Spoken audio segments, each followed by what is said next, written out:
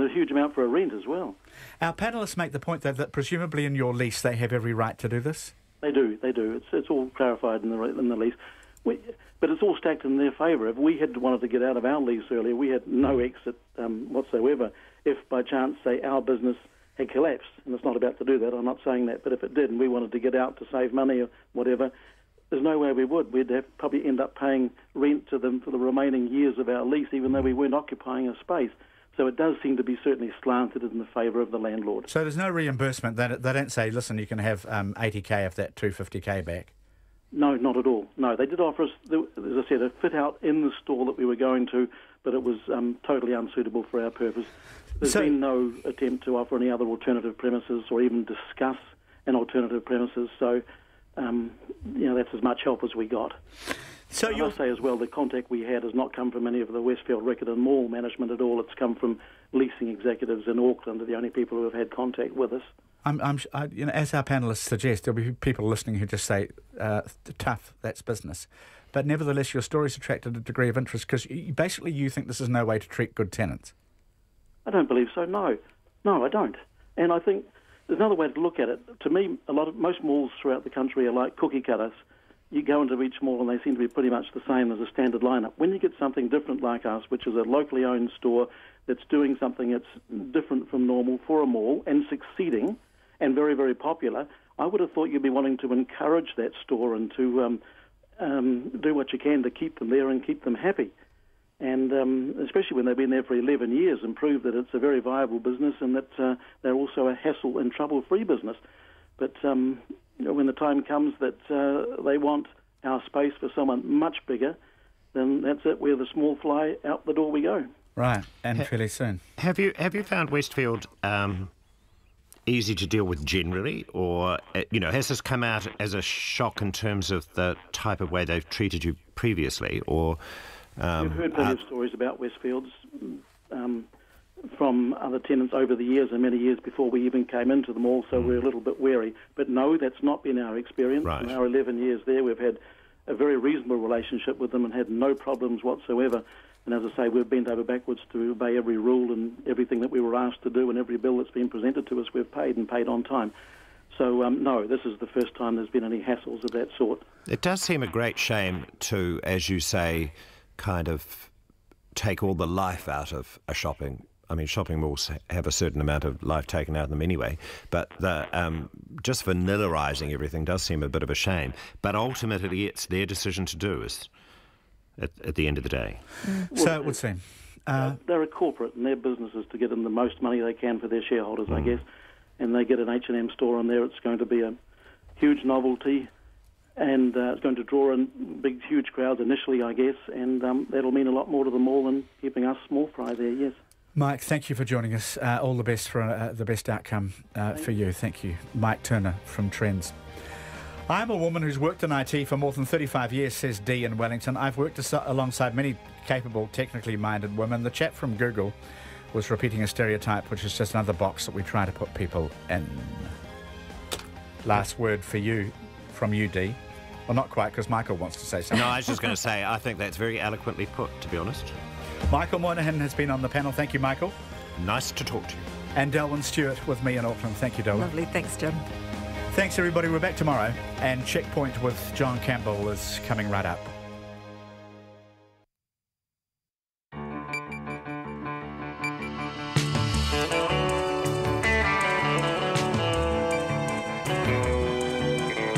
Kia ora everyone. Tonight, the Greens after Materia Ture. Let the campaigning begin. Bill English announces a convention centre in Christchurch, and Jacinda Ardern visits a fish and chip shop in her hometown of Morrinsville. Plus, what did the National Party hierarchy know about what Todd Barclay had been up to? Also tonight, Trans-Tasman Resources wins a controversial 4-year battle to dig for millions of tonnes of iron sands off the coast of Taranaki. President Trump ups his threatening language against North Korea. We go live to Annette King's valedictory speech. And an Auckland family relocates to Taranaki with plans to turn the Stratford RSA into their dream home and escape the rat race and high cost of life in our biggest city.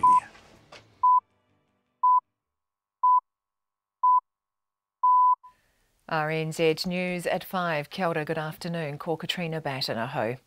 The mining company Trans-Tasman Resources has won a 4-year battle to take millions of tonnes of iron sands from the seabed off the coast of South Taranaki.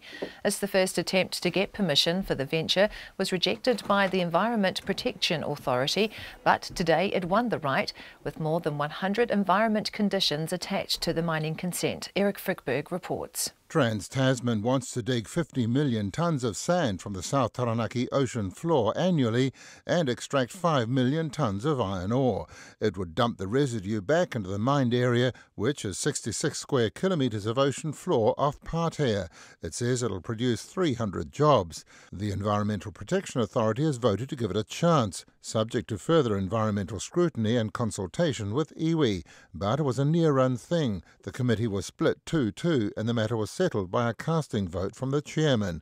Opponents have already indicated that they wish to appeal, but can do so only on points of law. This is Eric Frickberg. A South Taranaki iwi says it will appeal against the authority's ruling. A Ngāti Ruanui leader, Debbie Ngarewa-Packer, says she's disappointed but not surprised by the decision, and the iwi will immediately launch an appeal. A condition of the application's approval is that Trans-Tasman works with iwi. Ms Ngarewa-Packer says Ngāti Ruanui will politely refuse to cooperate.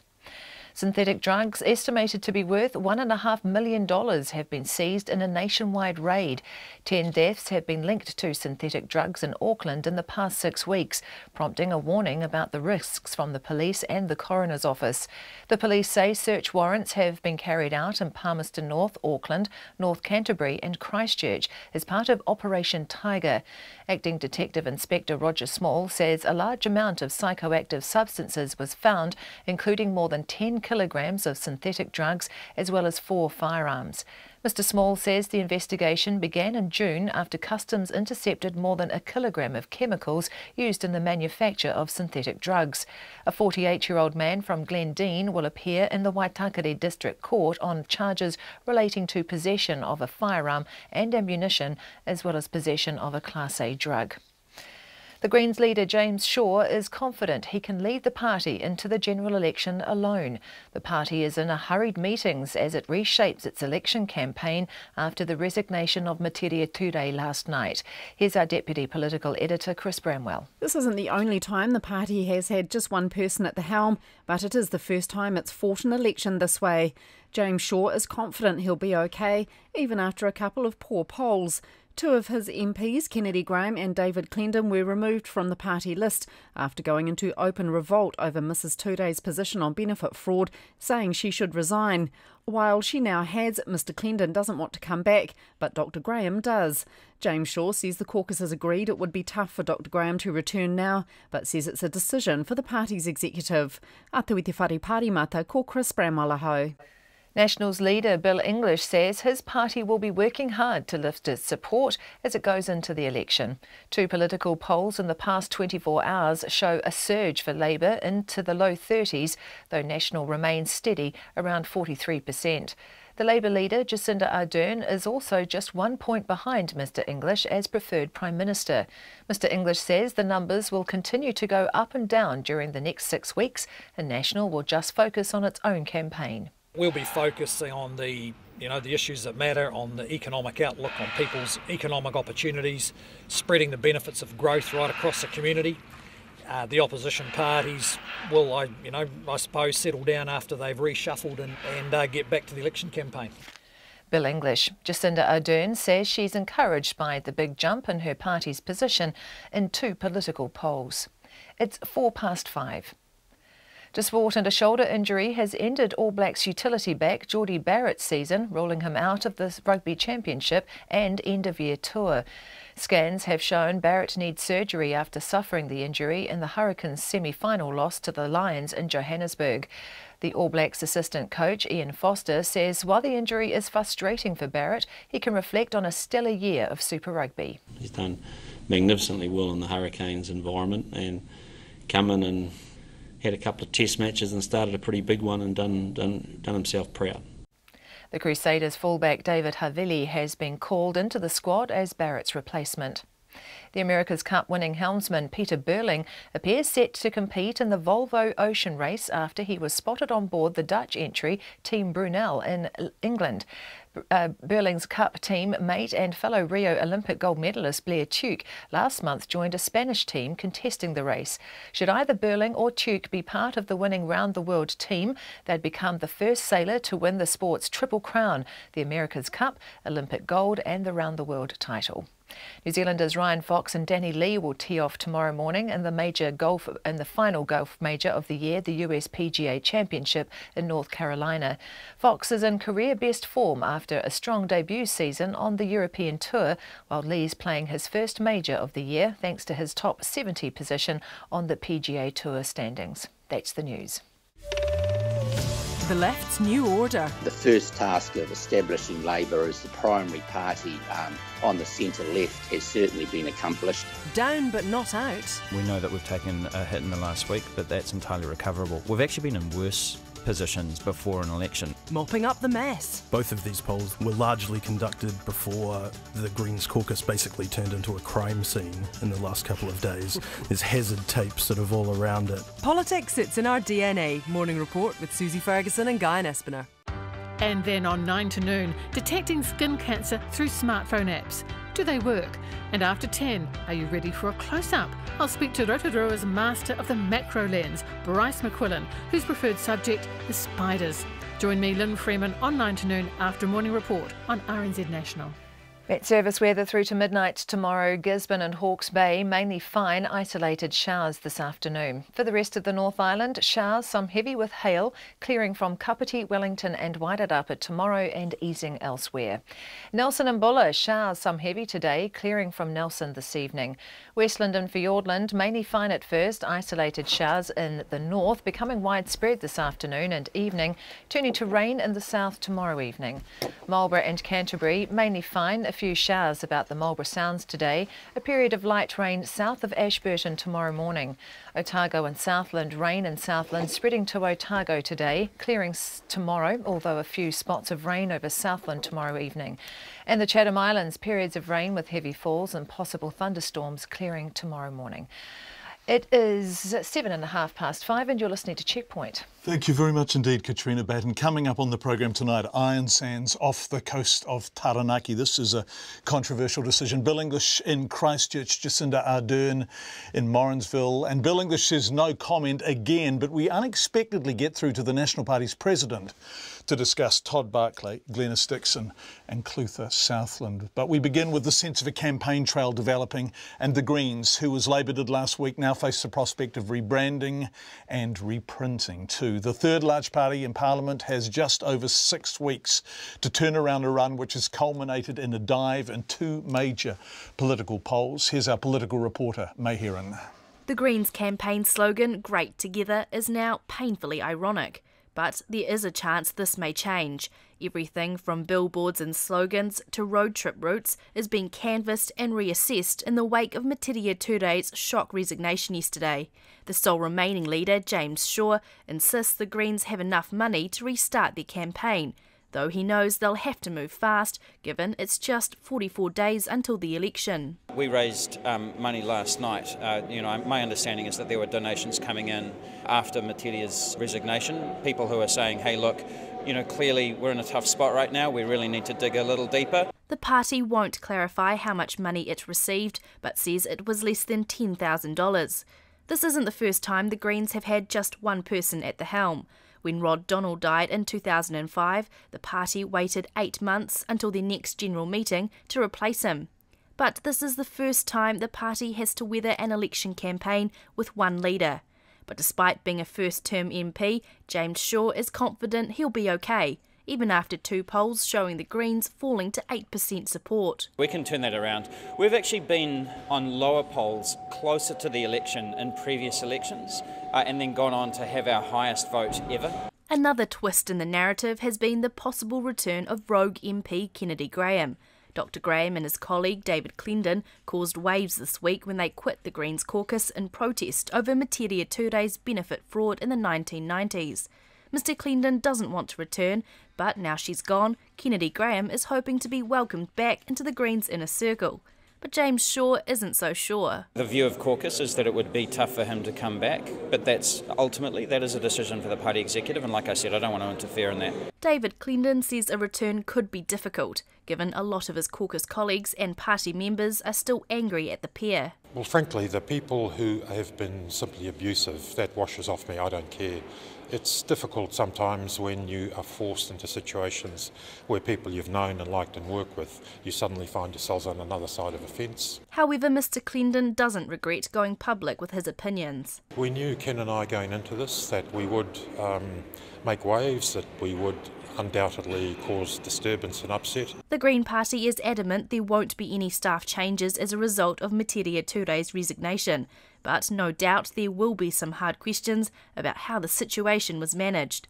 The fallout from her benefit fraud admission has not only led to the loss of a co-leader, but also seen the party as a whole taking a hit in the polls.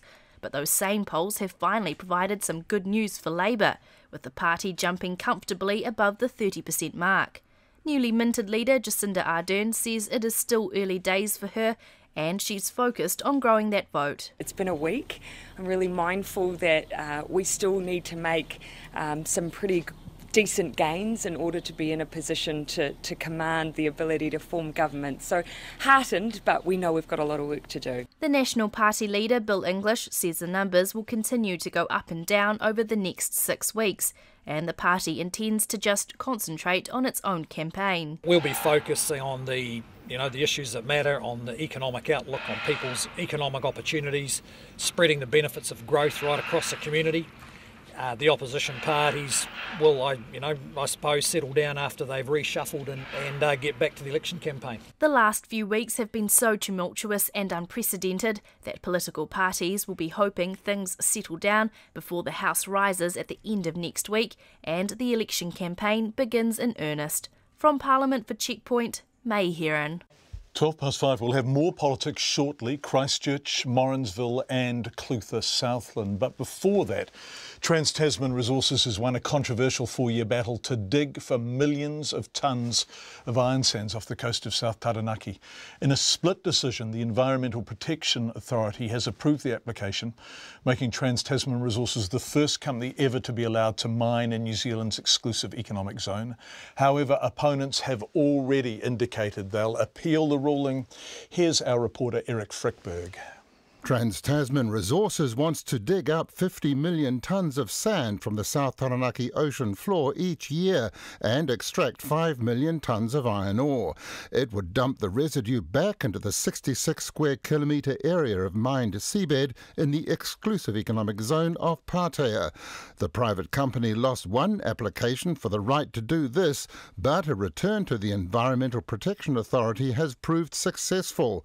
However, the chief executive of the authority, Alan Freeth, says conditions will be imposed. Before any mining can occur, conditions require Trans-Tasman Resources to undertake 2 years of environmental monitoring. The conditions also require Trans-Tasman Resources to provide a written offer to Tangata Whenua for advice and involvement in monitoring activities.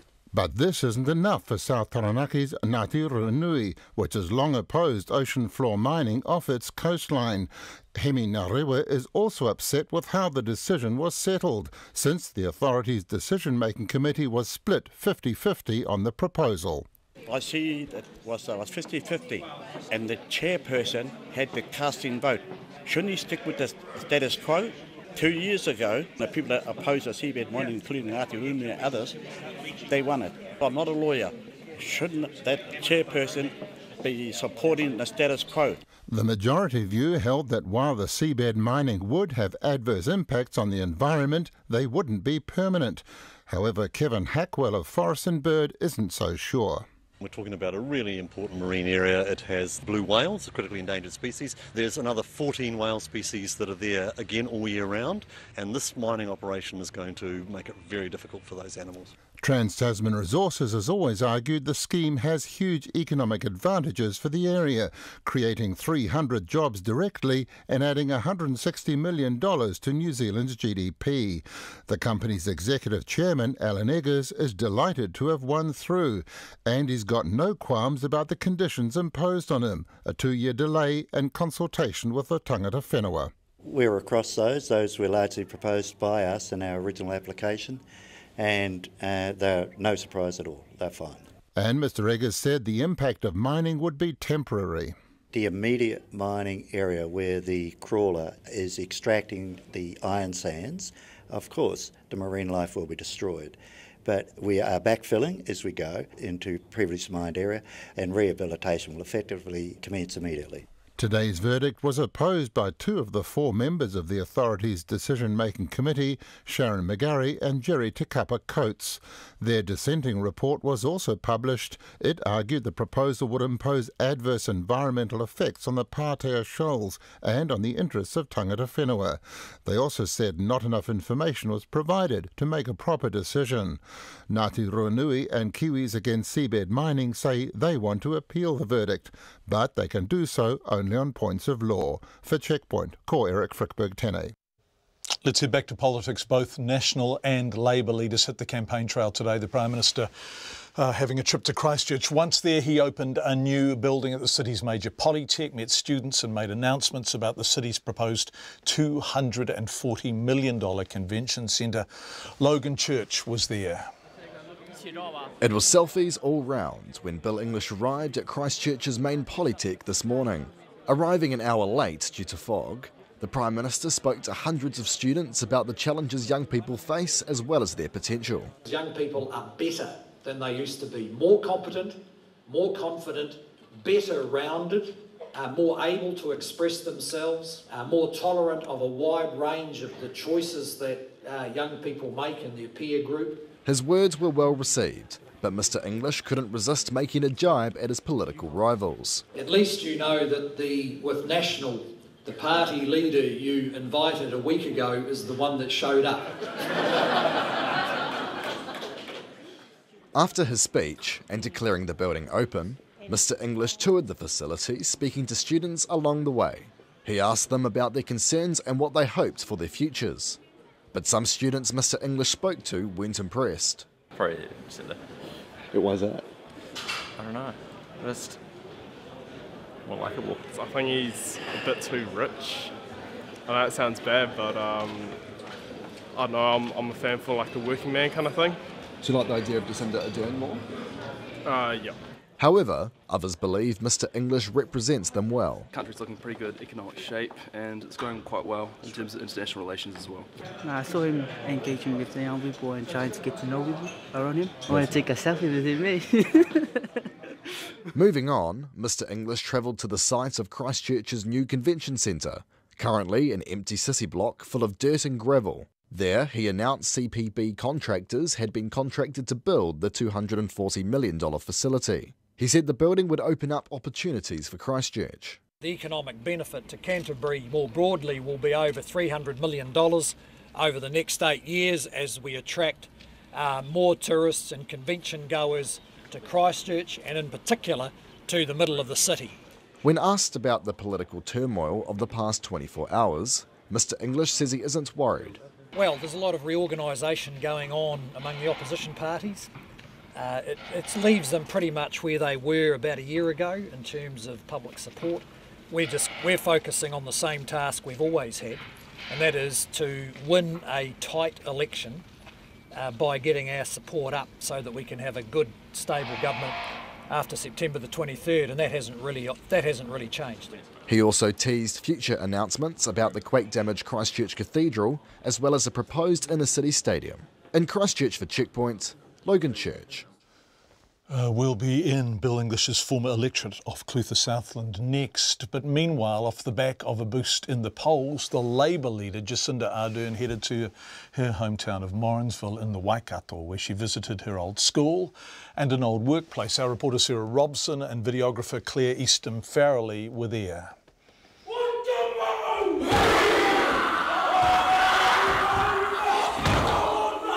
A fierce haka from the students at Morrinsville College welcomed Jacinda Ardern back to her old school. She says it was important to her to start her election campaign back home, where it all started. If I can blame anyone, maybe I should blame Morrinsville College for my career in politics. And so it felt It felt like the right thing to do to come back here, to acknowledge where I have come from, where it all started for me, where my roots are. While she was at school, as the student rep on the Board of Trustees, Jacinda Ardern successfully campaigned to get pants added to the school uniform for girls. Winter in Morrinsville can be quite cutting.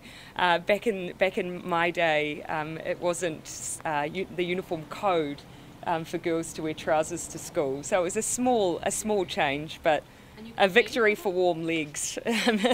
Over in the staff room with some of the senior students, the talk turned to politics and this year's election. There's lots of microphones and cameras, I'm just going to so be kind. Does it feel interesting, do you think, when you can't vote? Do you think you pay much attention to it, or it's just something you're probably more interested in if you can have a say?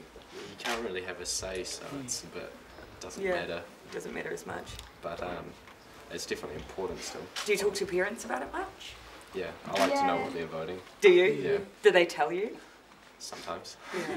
Heading into town, Jacinda Ardern also paid a visit to Grant and Carol Colvich, the people who gave her her first job at the age of 14 at the Golden Kiwi fish and chip shop. Nice to see you! How are you? A few things have changed since she was wrapping up takeaways. There's a new security camera system with a big screen out the back where all the cooking is done. And there's a reason for that. A customer robbed us one night because the till obviously being down the front. I served someone, came back, heard the till go. You were out the back, and so Carol and I took chase down the street after this person who was throwing cash behind them as they ran. While Labor has had a boost in the polls after Jacinda Ardern took over the leadership, Morrinsville is National Party territory. So what do people on the streets think about Ms Ardern's chances? Hard to predict, really. I think there might be some quiet Jacinda voters in amongst the blue ranks, but yeah, we'll find out in September. Gluckston was the Member of Parliament for this area. It was said that you could put a blue ribbon around a sheep's neck and it would get into Parliament from this area, and I think that still applies. Oh, well, she's from this town, isn't she? She can off with her bloody water shit that she's trying to push through, but yeah, we'll see. She's gone to school here, she's grown up here, and she still comes back and supports things, so yeah, she's giving everyone a run for their money, that's for sure. Oh, it's something new. We changed, yeah. I voted National for the last 2 years, last two times around, and it was mainly down to, I think it was John Campbell was the guy that I like. And I think it's this time, I think Jacinda's going to get my vote, I would say. From Morrinsville for Checkpoint, Sarah Robson, aho. 22, almost 23 past 5. We turn now to the Clutha Southland electorate, home to outgoing National MP Todd Barclay, and to the controversy surrounding his departure and the earlier departure of electorate office staff member Glenys Dixon after Todd Barclay secretly recorded her. A new candidate for this very safe national seat is about to be selected. There's 3 nominees, but we've also been told there's been significant concern amongst some long-standing National Party members in the electorate about the handling of the Todd Barclay affair. This was previously Bill English's electorate and he's still strongly identified with it. Now, last month, Checkpoint put in an Official Information Act request for the correspondence Bill English has received about Clutha Southland and Todd Barclay. We were happy for identifying details to be redacted to protect privacy. But this afternoon, we received a reply declining that material on privacy grounds. Last week, Winston Peters revealed Bill English had sent hundreds of texts to Glenys Dixon in the months leading up to her resignation. The Prime Minister won't join us to discuss this on the program, so our reporter Logan Church asked him about it at his media conference in Christchurch this afternoon. Prime Minister, why did you delete the Glenys Dixon texts? Oh, I've answered all those questions and I'm not going to comment on them further. Sorry, Prime Minister, have you supplied any texts to the police following any investigation? Have you given the police any texts? I think I told you I've answered all of those questions and I don't intend to make any further comments. The media conference was ended shortly after that, so with the Prime Minister not answering questions there and not joining us on air here, we went back to the party who've consistently declined our invitations to discuss Todd Barclay. As they select a new candidate, why did they reselect Todd Barclay in December last year, given what was known about him? Now, Party President Peter Goodfellow has consistently refused to answer that question. In fact, he's repeatedly not returned our calls. But this morning, I got through to him.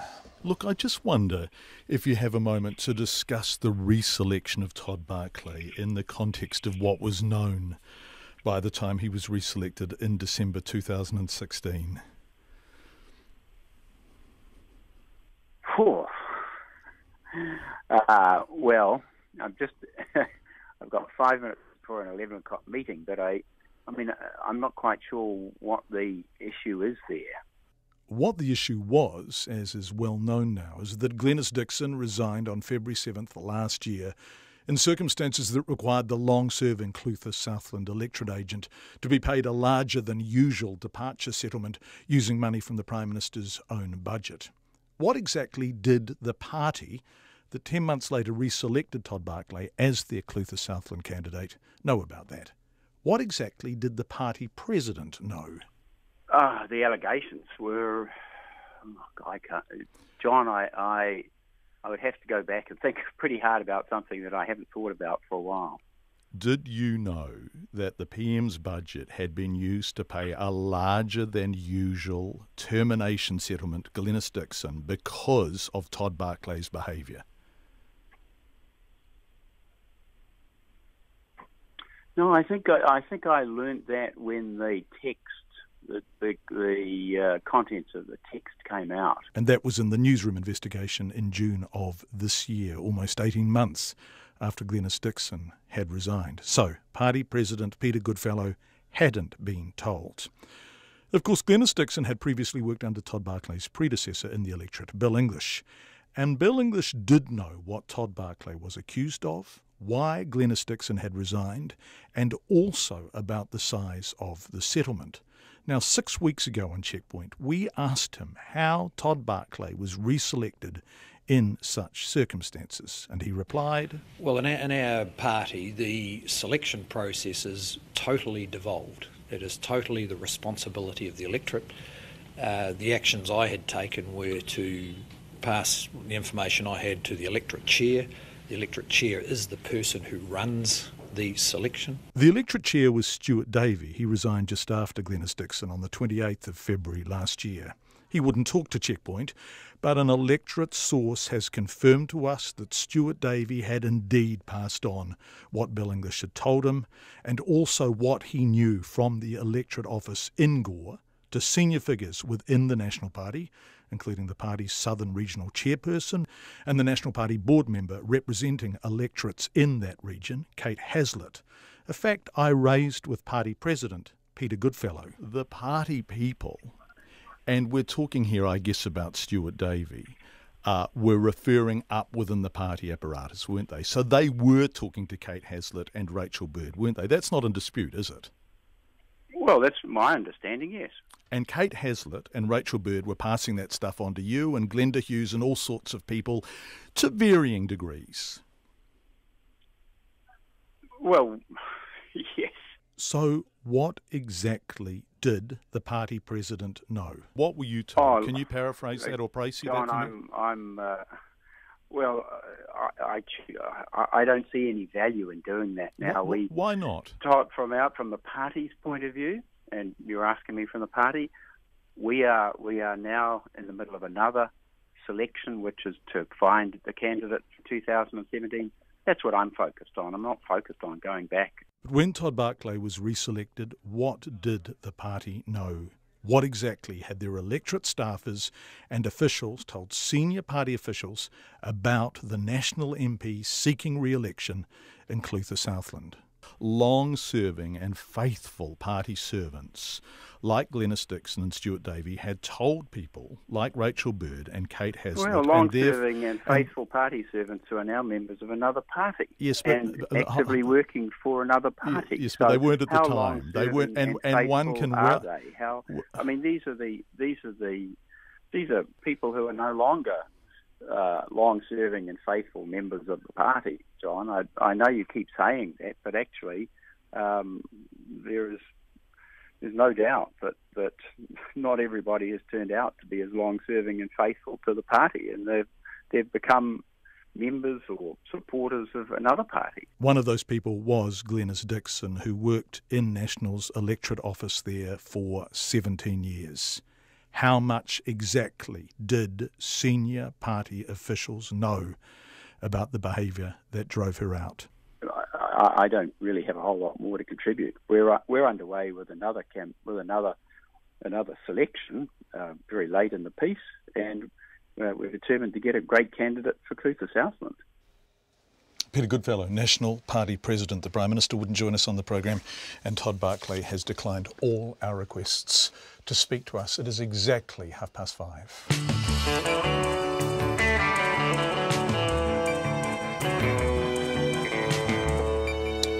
Coming up on Checkpoint, strong words for the second day in a row from US President Donald Trump about and very much against North Korea. We will go live to Annette King's valedictory speech in the House. An Auckland family relocates to Taranaki with plans to turn the Stratford RSA into their dream home and have an altogether less stressful, cheaper and a better quality of life. Nona has business news. She has just arrived with a heap of papers and very much more. But first, Katrina Batten with the 5:30 headlines at Katrina. 5:30. Unbelievable. The mining company Trans-Tasman Resources has won a 4-year battle to take millions of tonnes of iron sands from the seabed off the coast of South Taranaki. The first attempt was rejected by the Environmental Protection Authority, but today it won the right with more than 100 environment conditions attached to the mining consent. Synthetic drugs estimated to be worth $1.5 million have been seized in a nationwide raid. 10 deaths have been linked to synthetic drugs in Auckland in the past 6 weeks, prompting a warning about the risks from the police and the coroner's office. The Greens leader, James Shaw, is confident he can lead the party into the general election alone. The party is in a hurried meetings as it reshapes its election campaign after the resignation of Metiria Ture. Nationals leader Bill English says the party will work hard to lift its support as it goes into the election. 2 recent political poll shows surges for Labour, though National remains steady. Cyber attacks have cost New Zealanders more than $730,000 in the 3 months to June. The government cybersecurity response team CERT has received nearly 370 reports of attacks since its launch in April. The 5 children of a solo mother who were told to leave their Auckland State house just weeks after their mother's death have now been told they can take over the tenancy. Mabel Pay died unexpectedly in her children's arms a month ago. Soon after, they were given 3 weeks to go. North Korea has dismissed warnings by Donald Trump that it would face fire and fury if it threatened the United States as a load of nonsense. At the same time, a general in charge of North Korea's Rocket Command has given more details of a plan for a missile strike near the Pacific territory of Guam, where the US has a base. Those are the headlines. I'm back at 6 o'clock. Thank you very much, Katrina, which is 27.5 minutes away. Nona Peltier is on the other side of me in the Auckland studio, and we are looking at quite a lot of business today. First up, a hospital property investor has a big jump in profit. I know. Go figure how. Well, it turns out hospitals are hot pieces of property. Right. Any kind of medical building of what some sort of kind. hospitals do they invest in? Well, you know, any kind of specialist hospital, regular hospitals, any sort of hospital, mostly in Australia. That's where most of the assets are. And they've increased enormously, like $168.5 million in property value asset growth. So that added to their bottom line. Their net profit rose 86%. What is the name of this company, Nona Peltier? I think it was my job. You're supposed to remind me. No, I think it was my job. I think it was my job to say it. Vital Healthcare Property Trust. Okay. Yeah. So is their profit increase actually just an upwards evaluation of their stock? Well, a lot of it is, but not all of it. Their net profit rose 86% to $217.6 million. Now, some of that was rental growth, income growth as well. So, you know, it's very good investment for Vital Healthcare. In fact, they're saying that, you know, they raised quite a lot of money last year. They raised like $160 million. Yeah, $160 million. And they bought 7 development properties with that. And they said there's lots of competition, so their margins are squeezed. We've heard that before about companies. Yes, the ASB, whose margins were so tragically squeezed, their profit was, what, $1 billion? About, yeah. So anyway, this company is saying, yeah, their yields are under pressure, but they're going for more of these types of properties. They've been in this business for about 30 years. They say they can do it better than their competitors, so they're going to keep on shopping. Right. Partial takeover offer for New Zealand Oil and Gas, former shareholders in Pike River, which was not something they ever wanted to talk to us about. What's the offer on that, Nona? Well, Now, so New Zealand Oil and Gas have sold quite a few of their assets most recently, and they've got $125 million on their books. That's a lot of cash. That's a lot of cash. And this is a company the offer is from a company that's owned by an Australian listed company, and but it's based in Singapore, and it's called Zeta Energy, and they're known for buying assets in undervalued companies. Now, you could argue that New Zealand Oil and Gas is one of those. I mean, their share price closed up 10% today. At what? To 68.5 cents. Now, the offer is 72 cents, and they're not even offering for the whole company. They're just looking to buy up to just over 50%, so 50.01%. Are they going to get that with a 4-cent premium above current market price? Well, actually, the market price was the day before was 62.5 cents, right. so 15% premium. Okay. However, still, that's still this is a company that claims they wouldn't be interviewed by us today, but they do say that they're looking to increase the value of New Zealand Oil and Gas. I spoke with an analyst from Hobson Wealth Partners that said, well, if they were really going to do that, why would they just be trying to just take control of the board? Wouldn't they be trying to buy the company? Okay, we'll wait to see what happens with that. Thank you, Nona. There's been some stats on the Lions tour and how much money injected into the economy, right? So a lot of people spending money in hotels. Were they spending it elsewhere to the extent that had been anticipated? No, they weren't. So they were staying in hotels, lifted hotels. Guest nights rose from international guest nights 14% in June. So you would have thought, wow, that's a lot. But they weren't spending their money in the bars and the restaurants, that's for sure, because unless of course they just use cash, because spending using electronic cards, in fact, really fell short last month, rather in July. Yeah, they said that the people spent less on fuel. They also spent less on bars and restaurants, which is a bit of a puzzle because you would have thought the Lions tour. So while that was a bit disappointing for the market, they do expect spending to pick up. However, just because there's more spending doesn't necessarily mean that the cost of things are going up. And so we heard from the Reserve Bank of New Zealand as well today. Yeah, interest rates exactly as predicted by you and everyone, really. Same. And not only that, really the Reserve Bank governor who's going out of his job at the end of September kind of put the damp down on any expectation of an interest rate rise. And so that saw our New Zealand dollar fall quite a lot in late trading. Just as I was coming down here, the Kiwi was falling. So, it was around 73 cents. And then within a blink of an eye, it was down to 72.7 US cents, 92.4 Australian, and 56.1 pence.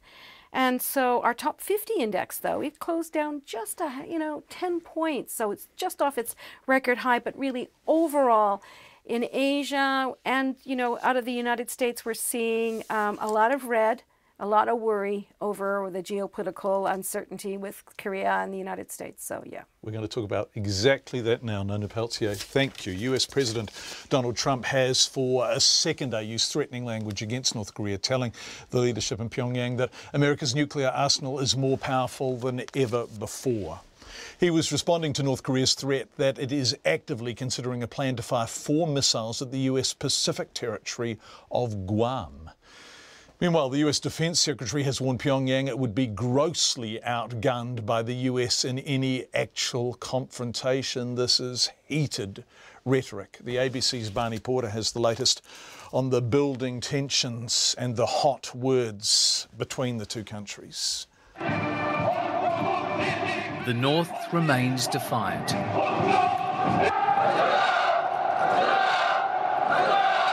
Tens of thousands of people have packed Kim Il-sung Square in Pyongyang for a giant rally to protest against the United Nations' latest round of sanctions. The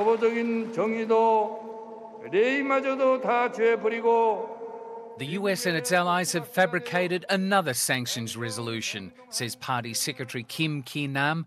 It's an unprecedented, inhumane atrocity. It's a huge crime of state terror, and it's trying to completely stamp out our sovereignty, our right to live, and our right to develop. Now, in a state broadcast, the regime has revealed details of its next move. North Korea's strategic missile force, the reader explains, is developing a plan to launch 4 medium to long-range ballistic missiles towards the US Pacific territory of Guam, home to US military bases, strategic bombers, and about 163,000 people. If launched, the missiles will take about 20 minutes to fly almost 3,500 kilometres before landing in the ocean about 35 kilometres from Guam. Such a launch would also infuriate the Japanese, as the flight path crosses the southern tip of Japan before continuing on towards Guam. Residents on Guam are watching developments with interest. I guess the first thing that comes to mind is, immediately first, where is my family? To come up with a plan about if anything happens and we're apart, where do we meet and if we're all separated. Past administrations have just let it slide and kicked the can down the road. So now North Korea feels like they can get away with anything. And I'm not really nervous. I'm pretty confident in our military capability. The Governor, Eddie Calvo, has tried to reassure the people. I've reached out to the White House this morning. An attack or threat on Guam is a threat or attack on the United States. And the White House is maintaining the rage. Key administration officials, including the Secretary of State Rex Tillerson and the Defence Secretary Jim Mattis, are now saying President Trump's strong message to North Korea was made in the kind of language it understands. US State Department spokeswoman Heather Nauert. As people look at this, and some consider comments to have been alarming, I would have to go back to this. Let's consider what is alarming. What is alarming: 2 ICBM tests in less than a month, 2 nuclear tests that took place last year. Those are alarming actions. They are provocative actions on the part of North Korea. In the meantime, traditional positions are being assumed. Matthew Rycroft is the UK's ambassador to the United Nations. The United Kingdom stands shoulder to shoulder with the United States in tackling this threat and many others. We are united in calling on the North Korean regime to halt its nuclear program. The Russian ambassador to the UN, Vasily Nebenzia, has urged the United States to refrain from any provocative moves. I think that we should give it a few days to come down, hopefully. As we said, we want the tensions to ease, and we have to start seriously about devising and inventing ways for the political dialogue. And there's even been criticism from the New Zealand Prime Minister Bill English over President Trump's threat to unleash fire and fury like the world has never seen. I'm worried that those comments are not helpful when the situation's so tense, and I think you're seeing reaction from North Korea that indicates that kind of comment's more likely to escalate than to settle things. Amid the tensions, a bright moment, which is perhaps linked to possible behind-the-scenes manoeuvrings. A Canadian pastor who's been serving a life sentence in North Korea for anti-state activities has been released for health reasons. ABC's Barney Porter with that report. Meanwhile, whilst Donald Trump is on holiday, the White House has a visitor. The giant inflatable chicken with a hairstyle resembling the president has been placed on the White House lawn to protest against the US president's game of chicken with North Korea. Activist Taran Singh Brar says the chicken, which stands 10 metres high, is a visual statement. And that, the truth. Colette Luke from Reuters has more. An inflatable chicken with Trump-like hair spotted outside the White House on Wednesday, while President Trump is on a working vacation at his New Jersey golf course. I am personally doing this on my own. Taran Singh Brar, a California native, takes full responsibility for the oversized bird. Yeah, I brought the chicken out here to make a statement, almost like a visual political protest to critique the president's behavior. He is too afraid to release his tax returns, too afraid to stand up to Putin, and is playing a game of chicken with North Korea. So we're out here to make a mockery of that. Brar, who requested a permit for his inflatable bird, hopes that the poultry will encourage others to come together to do a chicken march. Everyone's had their march. There's been the tax march. There's been the women's march. There's the president wants a military parade, so we're going to give it to him. And it's going to have many of these chicken dons, as well as mock Russian inflatable arms to protect him. The bird making its appearance just a day after President Trump said North Korea would be met with, quote, fire and fury if it threatened the United States again. But to Brar, it's just words. He's a chicken hawk, and he's actually pretty insecure. as he struts on the world stage. And so the idea is to pierce through the fire hose of lies with an image. As they say, images speak 1,000 words. Colette Luke from Reuters with that report. 2 women, one of whom was in New Zealand on holiday, have appeared in court after an 11-day-old child was kidnapped in Auckland yesterday. Our reporter Tom Furley has been in the Auckland District Court, and when he returned I asked him to tell us what was revealed today. Right, so yeah, I mean, I guess it's all happened pretty quickly. 7 a.m. yesterday, the parents called the police to say their child was missing, but fortunately they had her back after midday. And then just last night we heard that there'd been 2 arrests, and now they've appeared in court. So, I mean, what we do know is that they're both facing the same charges. The first one's a kidnapping charge. There's a maximum imprisonment of 14 years for that charge, and another charge, which is more sort of a burglary charge, about entering the premises without authority to commit a crime, and that carries a 10-year maximum. Right, so these are serious charges? Yes. Okay. Yeah. Okay, what can you tell us about the accused?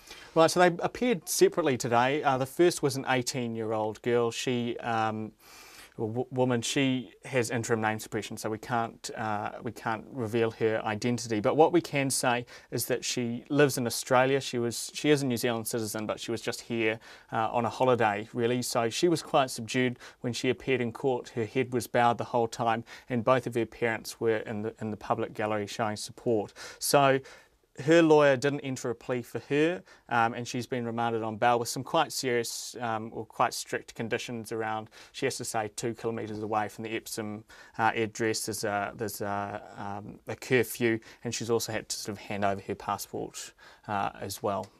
And the second accused, she appeared slightly after that. She's 21. She too has name suppression, and she was actually moved court because of the jurisdiction, because her lawyer said that she was very unwell and that she needed hospital treatment. So she'd been seen to that morning and assessed. Her lawyer said that she had been having delusional thoughts. So she too has been remanded on bail without plea to a hospital unit just while a report is done. So both of these 2 women, interim name suppression at the moment, but they'll appear in court at the end of the month, and from there that name suppression may lapse.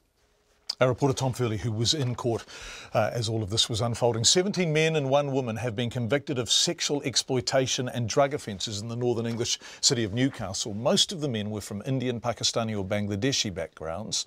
The youngest victim was 14. Controversially, the police paid $13,000 to a convicted child rapist for information that helped expose the network of abuse. The BBC's Fiona Trott has been following the case. Guilty of causing girls and women serious harm. Caught as part of Operation Sanctuary, one of the biggest sexual exploitation investigations in the north of England. Almost 100 perpetrators have already been convicted. One 17-year-old was raped at a party session organised by local men. It's a familiar story. I woke up in the morning. The wardrobe was pushed up against the door. Her police interview was played to the court. To protect her identity, we've asked actors to read what was said. He'd had sex with us while I was asleep. Still now, I'm a bit confused about it. How do you feel when he told you he'd done that to you? Dirty. Confused. So how many sessions would you say you've been to? About 60. SIM cards, drugs, computers, cash. Victims were given drink and drugs and were unable to defend themselves against sexual abuse. But in 2013, 2 of them came forward. One had been trafficked from a children's home, the other had learning difficulties. It started a long and complex investigation. Controversially, officers recruited a convicted child rapist as an informant. He was paid around £10,000. It's not an easy decision, and I'm not going to sit here and suggest for one moment it was. It's a decision that we've had to wrestle with ourselves. But I can categorically state, sitting here today, that there are dangerous men behind bars now and vulnerable people protected that would not have been the case had we not used that informant. Most of the perpetrators were from Pakistani, Indian or Bangladeshi backgrounds.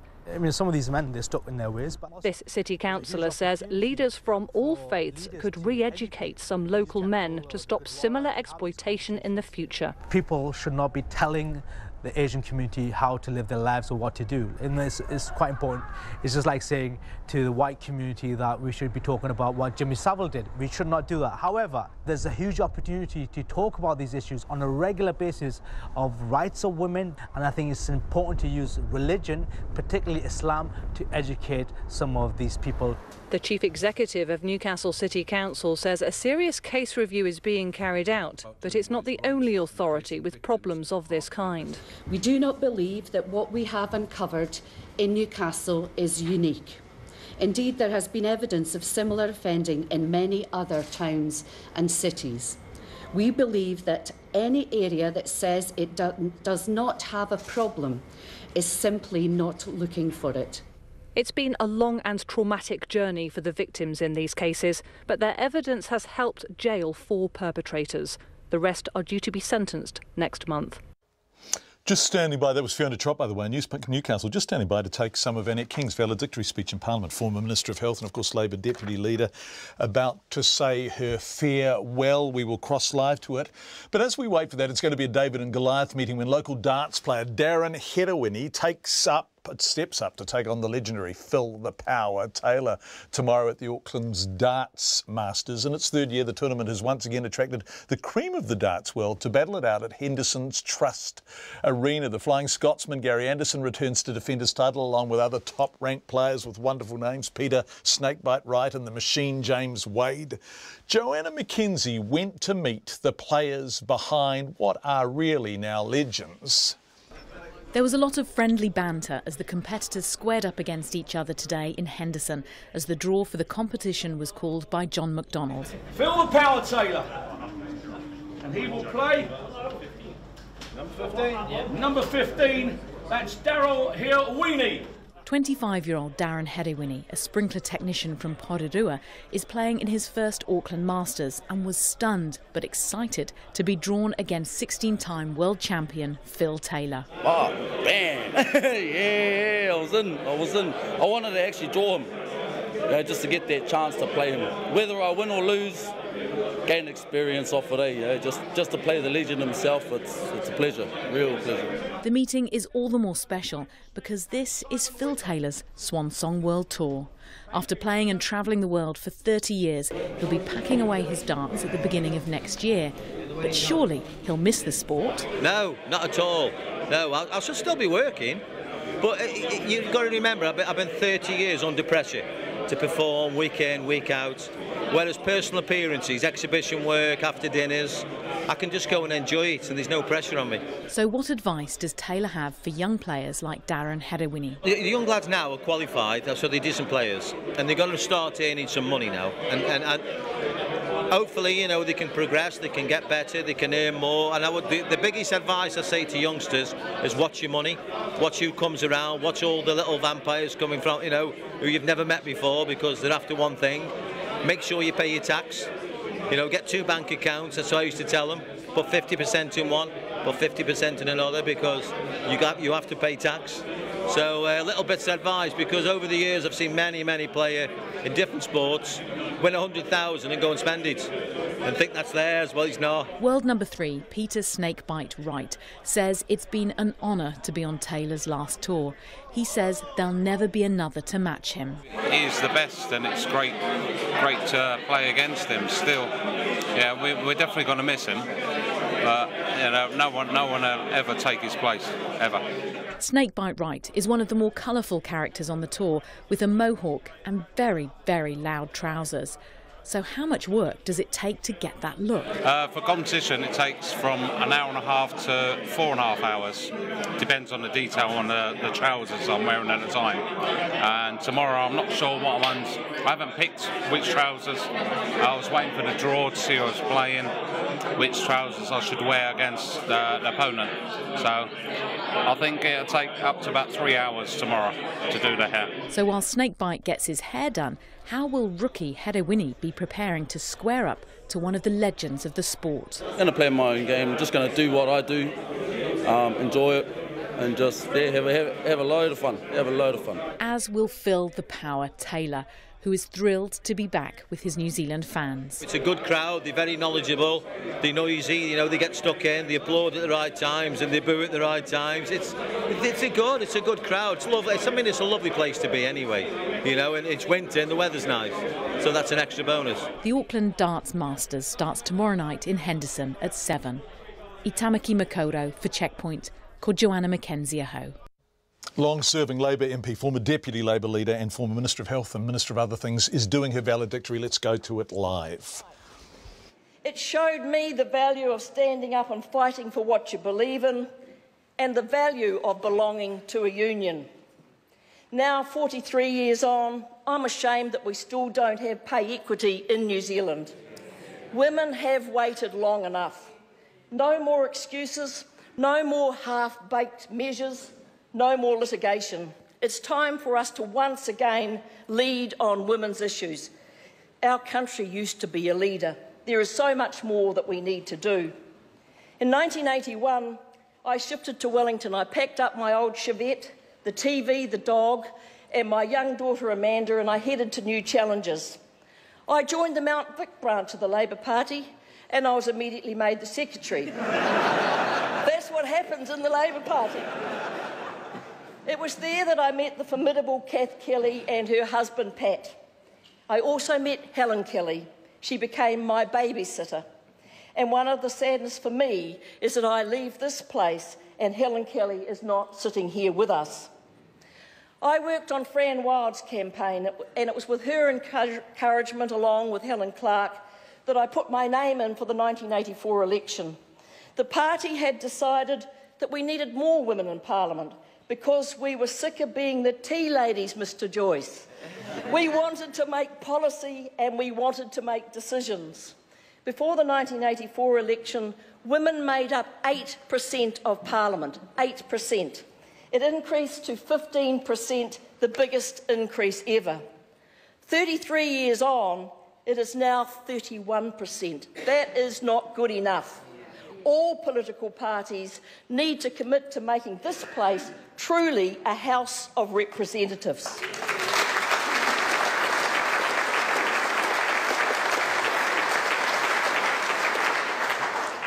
I supported MMP because I saw it as a way to achieve diversity and fairness in our voting system.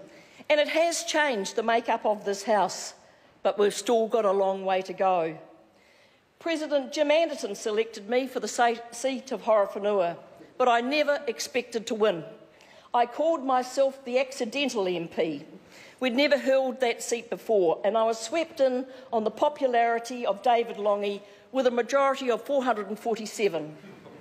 We put together a fantastic campaign with 1 month to do it in, after the calling of the snapped election for the 14th of July, Bastille Day, and the result was a political revolution. The campaign was short, it was sharp, and it was furious. And it was led by my longtime friend and campaign manager for all but one of my 11 campaigns, Lloyd Falk and his wife Maria. Lloyd, who is larger than...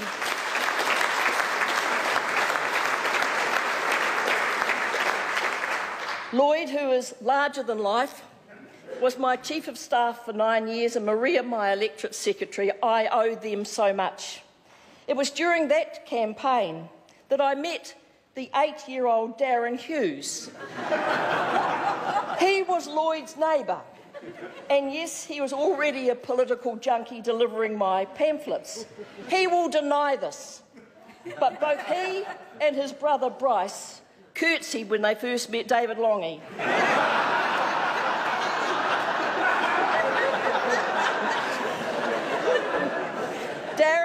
Darren is one of the most talented people I have ever met, and this House is the poorer for him not being here.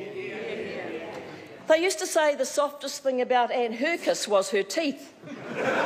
But she was the person that gave me my first break in Parliament after the 1984 election.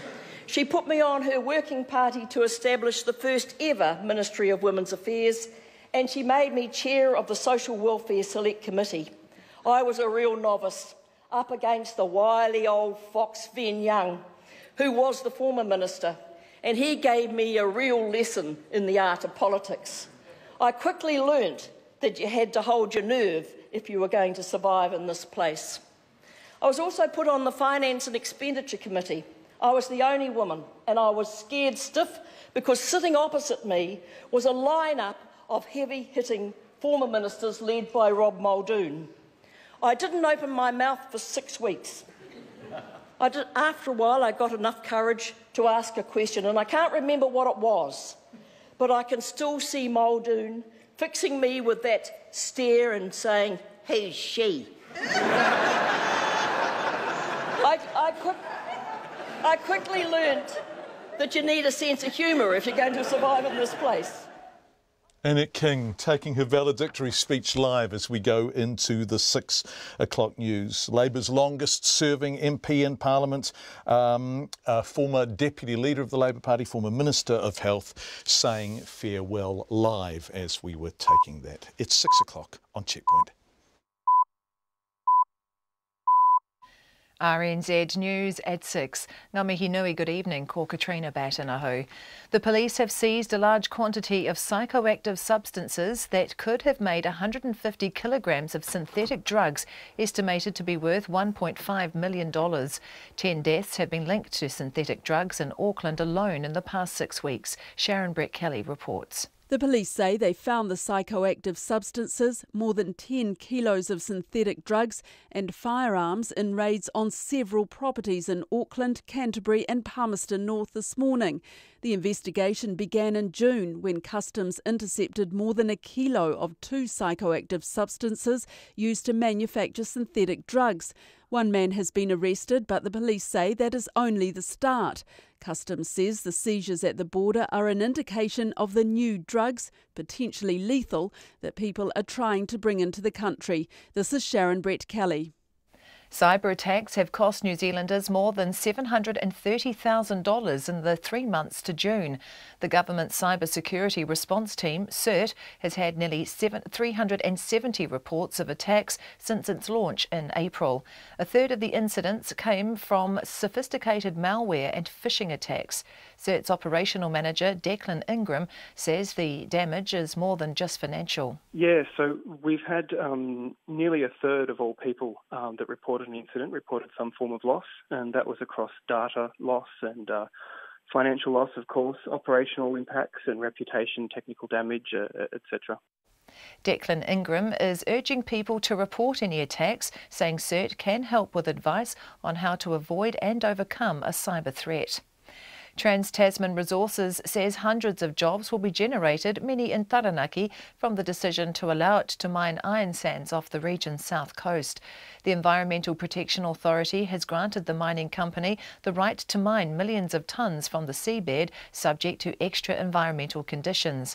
The company's executive chairman, Alan Eggers, has welcomed the decision.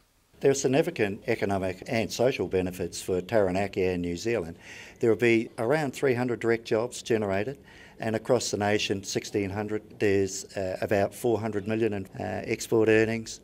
Alan Eggers says the company will spend money in the local area every year to run the business.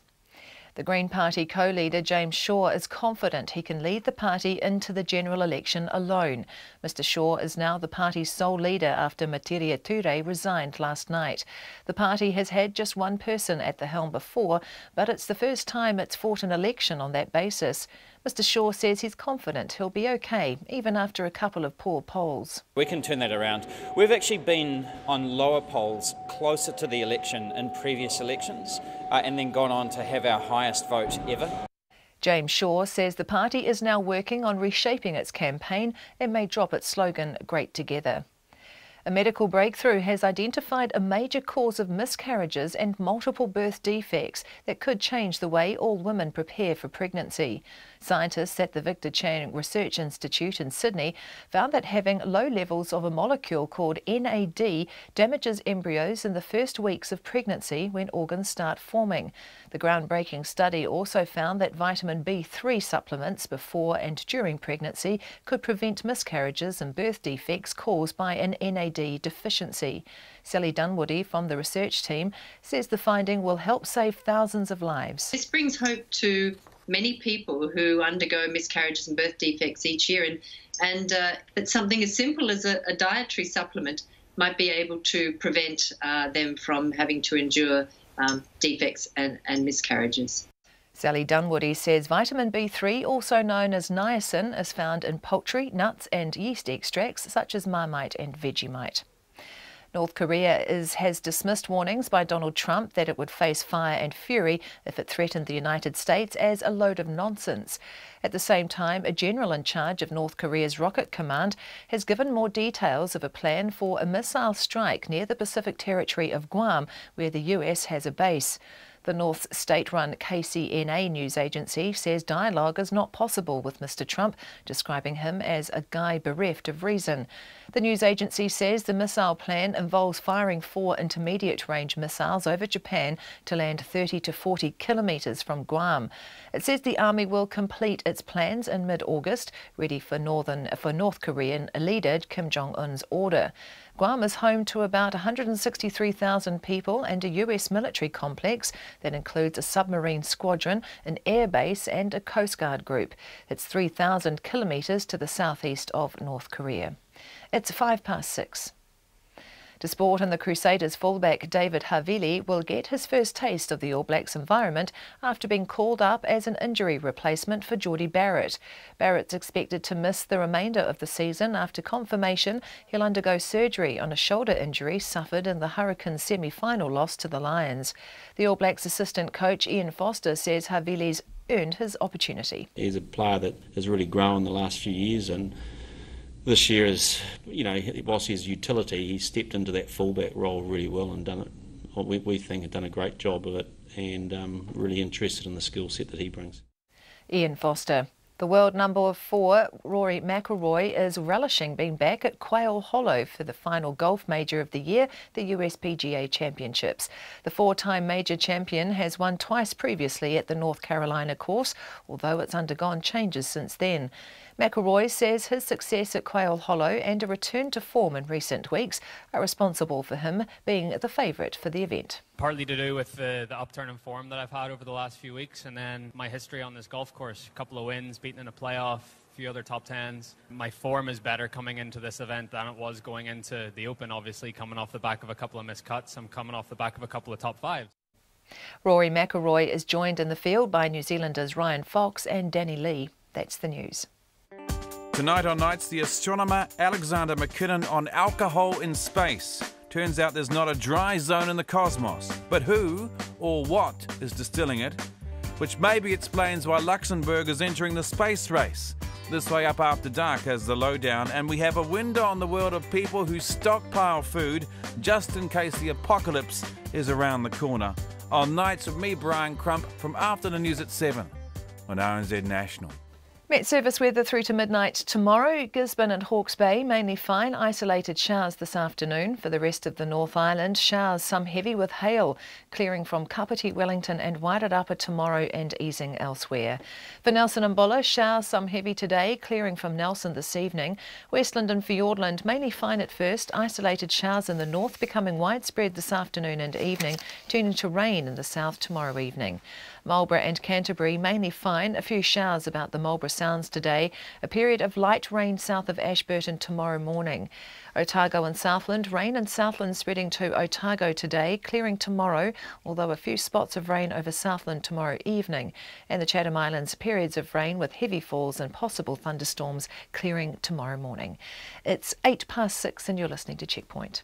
Thank you very much indeed, Katrina Batten. Lots of people saying very nice things about Annette King and listening to her valedictory speech. The Green Party has been assessing the damage today following the resignation of co-leader Materia Ture and looking at how to restart its election campaign. The party has just 6 weeks to turn around a tumultuous couple of weeks after Ms Ture resigned last night, saying the scrutiny of her family after her admission of benefit fraud at the Green Party AGM had become intolerable. James Shaw is now the party's sole leader, the first time the Greens have fought an election with just one person at the helm.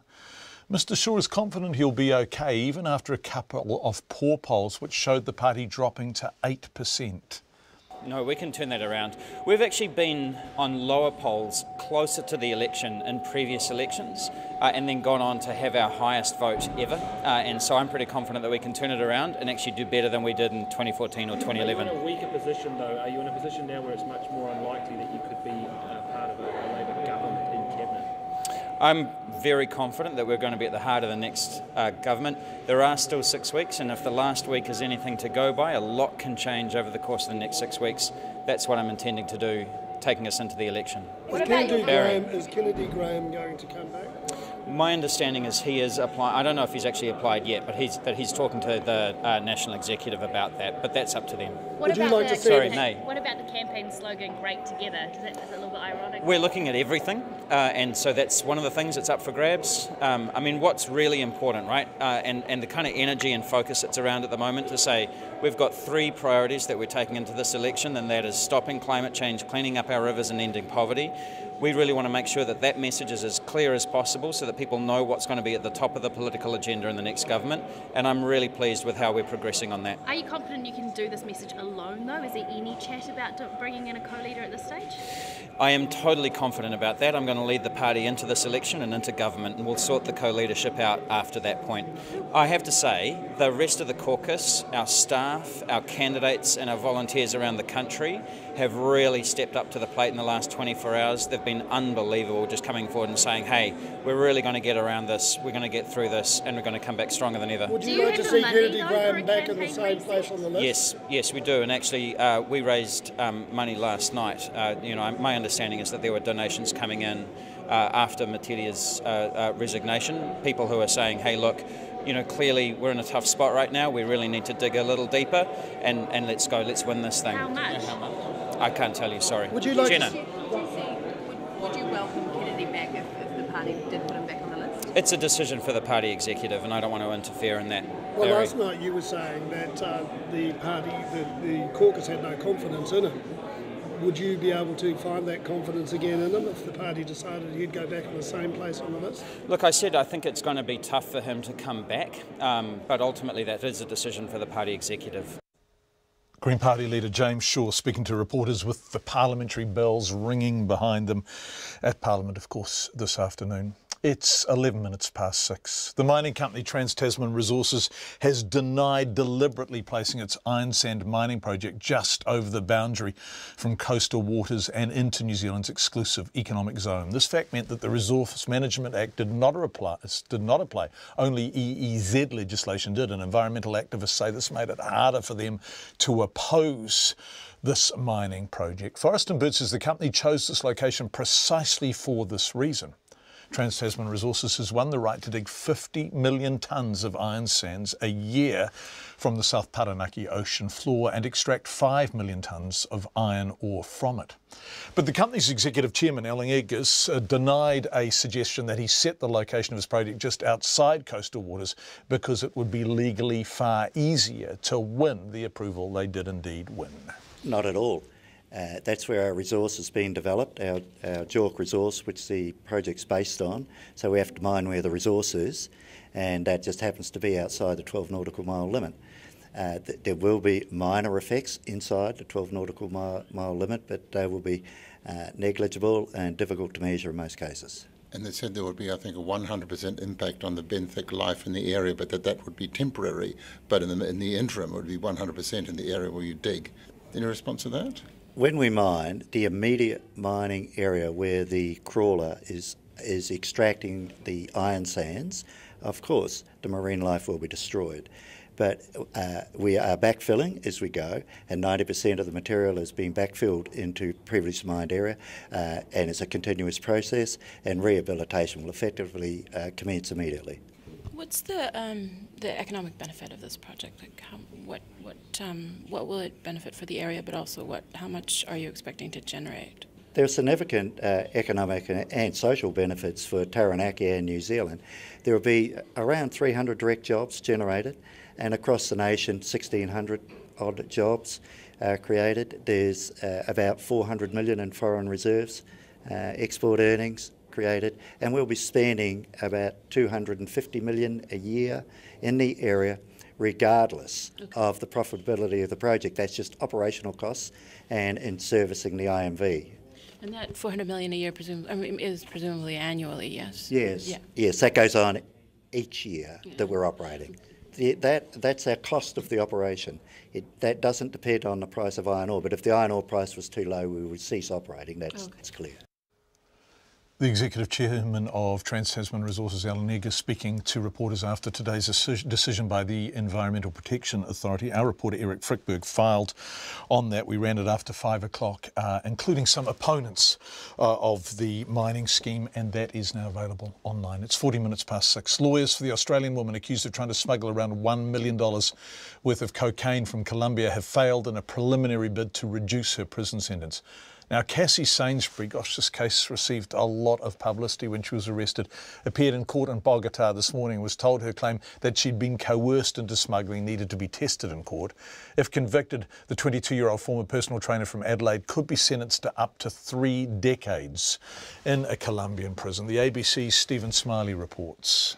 Wearing a white woolen jumper and skinny black pants, the 22-year-old from Moana in suburban Adelaide appeared this morning in a courtroom in downtown Bogota. Por favor, que Cassandra se presente. My name is Cassandra Lee Sainsbury. Lugar de la dirección. Moana, South Australia. Cassie Sainsbury argues she was in Colombia on a working holiday, but prosecutors allege she was actually there to smuggle 5.8 kilograms of cocaine onto a flight to London. Sainsbury's lawyers had hoped to do a deal with prosecutors to limit any prison time to 6 years. It could be up to 30, but today Judge Sergio Leon, speaking through a court translator, rejected that plan. The second criminal judge's office of the circuit of Bogota, D.C. decides not to approve the agreement. Cassie Sainsbury was arrested in April at the El Dorado International Airport, and prosecutors say she had 18 plastic bags hidden within boxes of headphones containing $1 million worth of cocaine. The plea deal Sainsbury's lawyers were hoping to strike would have seen her serve a reduced jail term in exchange for accepting responsibility. Reporter Michelle Begay was in court. In order for Sainsbury to get a plea deal, she has to admit to willingly wanting to take cocaine out of the country. And what the judge was saying and explaining is that Sainsbury talked about a man named Angelou who had coerced her into taking the cocaine. He had threatened her with photos of her family, and this was all revealed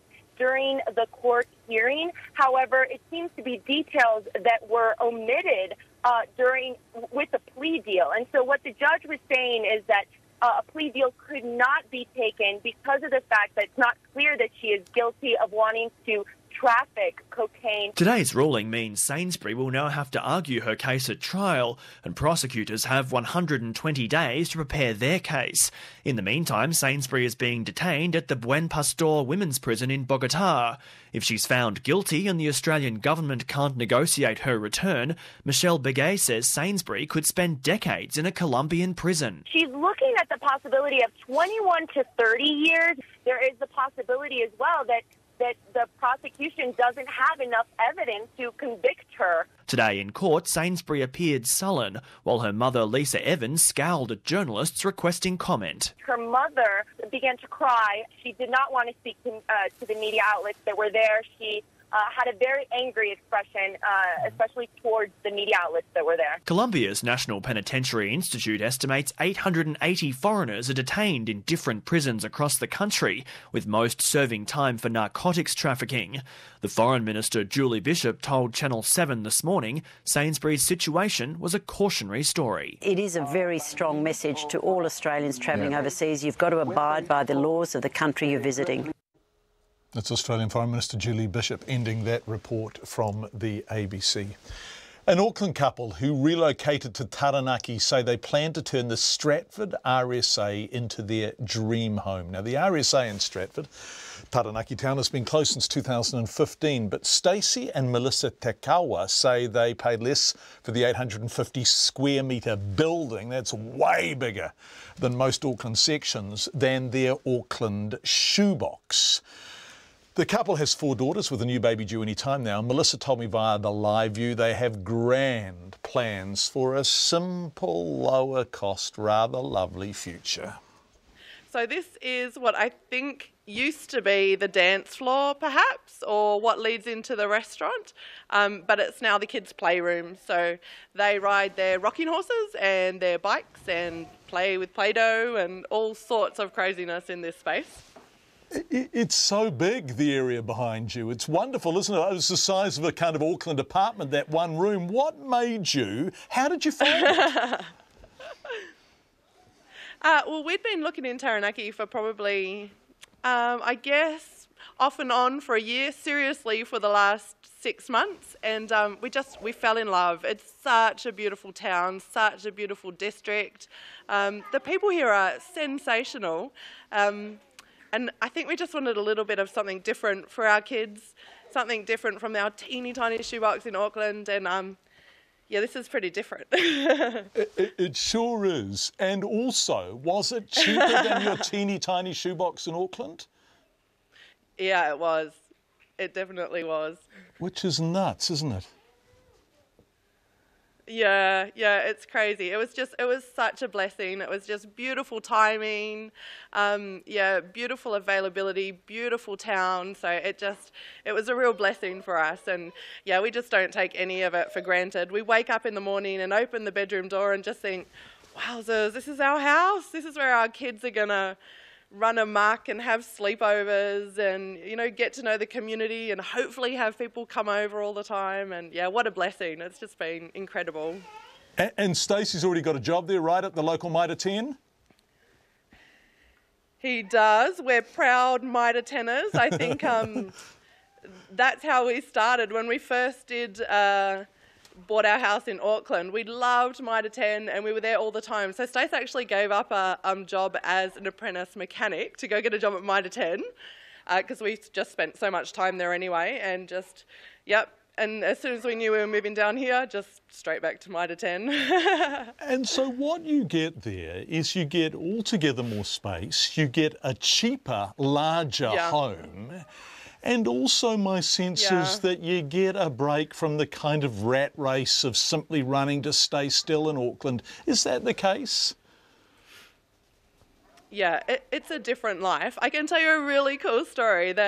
When we moved down, we had a backload from a furniture company that moved, so they brought our stuff down, and the wife of the driver was waiting for us with a crock pot full of hot bacon bones to welcome us in because the weather was a bit cold. That's amazing. That's so beautiful. So, it's a different life. There's grass outside, and people smile and say hello, and it's incredible. Definitely a huge change. But I don't think we've stopped smiling since we moved. No, I can hear you smiling as well as seeing it for the people who are watching. What are you going to do bit by bit to your lovely old RSA that is now your new home? What will you do to it? Well, I actually thought, rather than talking to John Campbell on the phone, that I'd be having a baby today. So my very top priority is to get the shower finished. We need a shower. So we're 3/4 of the way there, but that's top of the priority. And at the moment, if we get a shower, I'll just be in paradise. And when's your baby due? Well, we thought it would be today, so any moment. So if I scream and drop the microphone, that will be why. That's Forgive what's me. going on. Well, it's lovely to talk to you. Have a wonderful time there in your RSA, and good luck with the baby. Do you know what you're having? Yeah, we're having our first boy, so number 5, and it's a boy, and we're finished. Now we'll just renovate and enjoy our crazy, beautiful home.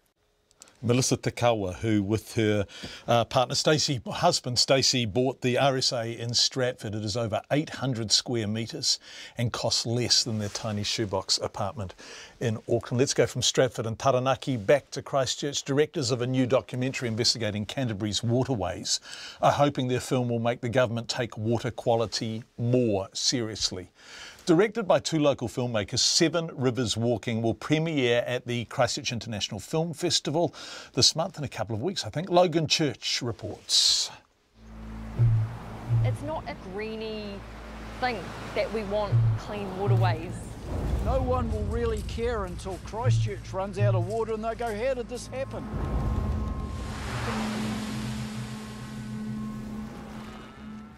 Armed with a single camera, a $500 grant and some old Russian camera lenses, Christchurch filmmakers Kathleen Gallagher and Galen Barnes sought to answer the question, why aren't local rivers as clean as they used to be? The pair spent the last year investigating the waterways surrounding Christchurch, with the aim of highlighting New Zealand's water quality issues. Kathleen Gallagher says she hopes the film will inspire the audience to find solutions. I think it's critical for the future of New Zealand. I think it's a shift that's required and that we're ready to do it. We're actually ready to make this shift now. It's not something in the future a long way away. It needs to happen immediately. The 84-minute documentary ended up costing $140,000, with Kathleen and Galen dipping into their own pockets to make up the shortfall not funded by grants. But for Ms Barnes, the story is personal. I live on the banks of the Heathcote Opawaho, and it's one of the most polluted rivers in the country. I walk down there often, and honestly there's rubbish. People just throw their rubbish. The other day I went there and someone had dropped asbestos on the side of the river. And the other day there's a burnt out car. It's just, and this is like 200 metres from where we edited the film. One of the stars of the documentary is farm consultant John King. He visits farms, like this one, an hour south of Christchurch, advising farmers how they can both optimise output and protect their land and waterways. He says this film is timely, given many farmers tell him they don't know how to look after the rivers and lakes on their properties. Farmers right now are physically and emotionally exhausted just trying to make a living, particularly after the last 2 or 3 years. And now they're being slapped about a bit because agribusiness in general has made it socially unacceptable to do environmentally sound practices. My role in the film is largely around the hope that farmers can do things differently to turn things around here. Water quality has been in the spotlight this year, with the government announcing in February it wanted 90% of the country's lakes and rivers to be swimmable by 2040. Galen Barnes says that's not ambitious enough. It's really about just having a greater appreciation of the whole ecology of the water system. And does the government get that? At the moment they need to do better. Kathleen Gallagher says she didn't know what they would end up with when they started filming. The process of making this film has been like being in a river and just running with the river the whole time from February when we first started filming it. And it hasn't stopped. In fact, it's going faster and faster. Ms Gallagher says she hopes people who see this film will learn how important it is to protect what she calls one of New Zealand's most precious resources. Seven Rivers Walking will premiere at the International Film Festival in Christchurch on the 19th of August. For Checkpoint, this is Logan Church. 6:26. We're going to end tonight with a story that we've just got in from Australia. It's about what is being billed as one of the most significant discoveries in pregnancy research to date, which is a big sell. It's a world first breakthrough. It's expected to prevent a range of birth defects and the problem of multiple miscarriages. What is it? Well, Australian scientists have demonstrated that a deficiency in a particular molecule can prevent the normal development of several different organs. And the solution is a common dietary supplement. This story just in from the ABC's Antoinette Lattouf. It's being heralded as the most significant medical discovery for the prevention of birth defects. The breakthrough came after 12 years of study by a team of researchers at the Victor Chang Institute. Professor Robert Graham is the executive director. Most Australians will remember back in the 90s when the wonderful discovery was made that folic acid can prevent neural tube defects, which is a terrible thing when it happens. In other words, a lack of folic acid cause a lack of development of the neural tube, which houses the spinal cord. This here is the next discovery, but I think has much larger ramifications because it not only involves one particular part of the body, namely the neural tube, but it involves many different organs. The scientists, led by Professor Sally Dunwoody in Sydney, investigated why some women have multiple miscarriages and why some babies are born with birth defects, such as heart, kidney and spinal problems. They found a major cause was a deficiency of a vital molecule known as NAD, which is important for normal development of organs. The problem with metabolism can affect the development of many different organs. So the implications are enormous. It also, if you have this problem, the organs don't develop properly, may lead to a miscarriage. And it's possible it may be the cause of many miscarriages. We don't know exactly how many yet. So that's why it's such a big deal. The Victor Chang Institute says it's the first time NAD has been associated with miscarriages and birth defects. NAD is usually formed in the body as part of a healthy diet, particularly eggs, cheese, salmon, turkey, nuts and seeds. But you can also get it by taking supplements of vitamin B3.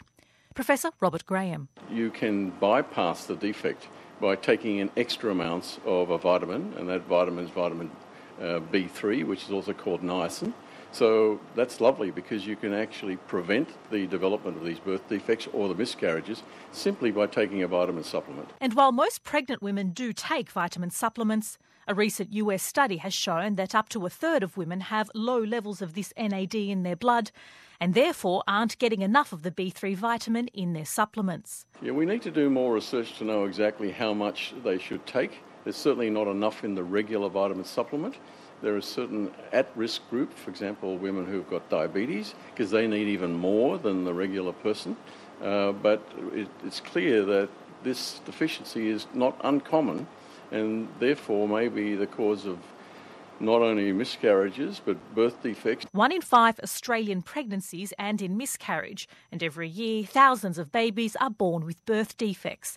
And it's hoped this discovery could significantly reduce these numbers. That story ends Checkpoint 4 tonight. We'll be back tomorrow at 5. RNZ News headlines at 6:30. The police have seized substances that could have made 150 kilograms of synthetic drugs worth $1.5 million. Cyber attacks have cost New Zealanders more than $730,000 in 3 months.